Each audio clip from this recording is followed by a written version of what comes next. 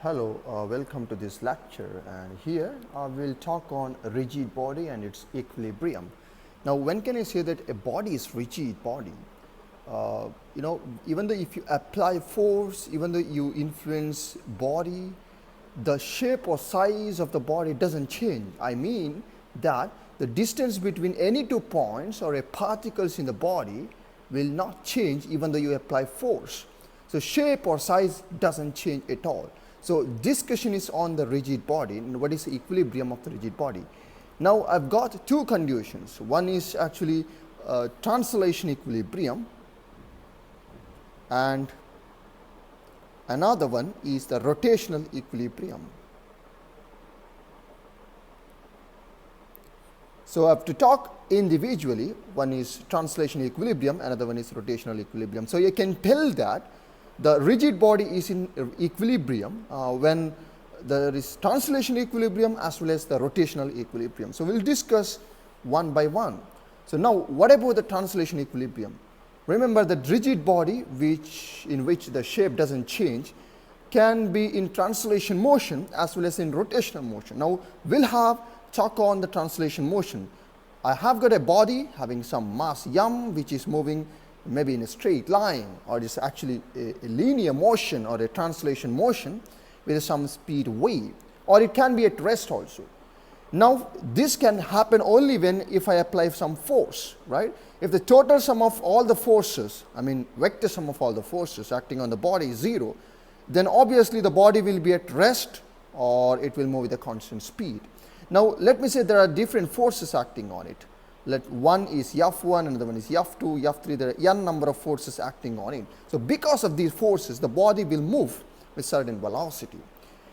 Now the total force acting on the same body having mass m is actually summation I is equal to 1 to n Fi. Now I ranges from 1 to n, and if I have got only one force, that means I have to have only one F1. So I is just 1. So I've got n number of forces acting on the same body, which makes the body to move.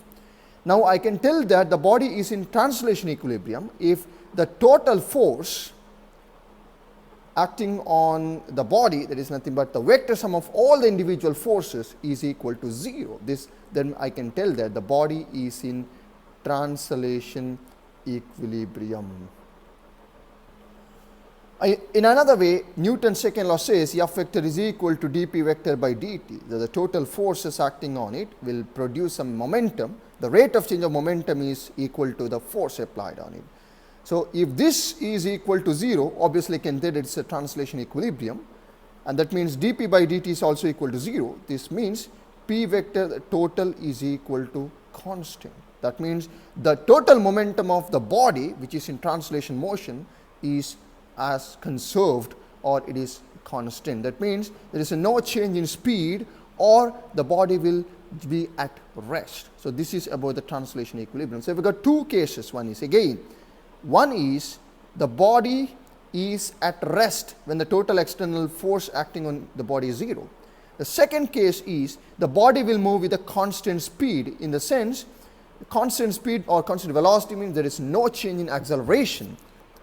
No change in speed, that means acceleration is equal to 0. When acceleration is equal to 0, obviously force is equal to 0. That's what I've got here. Now when can I say that the body is in rotational equilibrium? Now the same body is in the rotational motion with respect to some fixed axis. This rotational motion can happen only when you apply some force and there is a moment of force. I define it as torque. The rotational effect of force, that is a torque, and it is defined as R cross F, okay, and this is rotational effect of force. Now I can have different torques. It's not only one, it's torque 1 and torque 2, torque 3, as similar to this F1, F2, F3, the linear forces. Here the rotational effect of force, that is torque 1, torque 2, there is still n number, torque n number. And as like I've got the Newton's second law here, the external torque total is equal to d by dt of, that means the rate of change of, here it's a linear momentum, here it is an angular momentum L, that is actually total. Now I can say that the body is in rotational equilibrium when the total external torque, that is total, is equal to 0. summation I is equal to 1 to n. So there can be n number of torques acting on the body. It is defined this way. I mean, there are n number of forces. This is r is a perpendicular distance from the axis of rotation, and these are the different torques. And the total torque, the vector sum, because torque is absolutely a vector quantity, is equal to 0. That means dl by dt is equal to 0. That means L vector is a constant. As like in the linear motion, I've got p vector is a constant, that is the linear momentum is constant. Here it is an angular momentum which is constant. So this is a condition for the rotational equilibrium. If the total external torque acting on the body is 0, then I can say that the body is in rotational equilibrium.